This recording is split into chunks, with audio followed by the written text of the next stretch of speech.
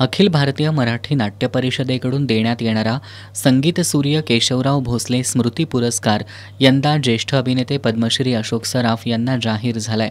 येत्या 4 ऑक्टोबर रोजी देवल क्लबमध्ये सायंकाळी 5 वाजता पुरस्कार वितरण सोहळा पार पडणार आहे।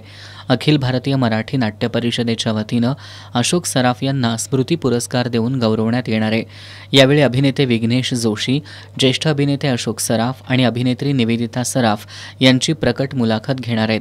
या कार्यक्रमाला राज्याचे उद्योगमंत्री उदय सामंत, अभिनेते मोहन जोशी, पालकमंत्री प्रकाश आबिटकर, मंत्री चंद्रकांत पाटील, मंत्री हसन मुश्रीफ, आमदार सतेज पाटील, आमदार चंद्रदीप नरके, आमदार राजेश क्षीरसागर यांच्यासह अन्य मान्यवर उपस्थित राहणार आहेत।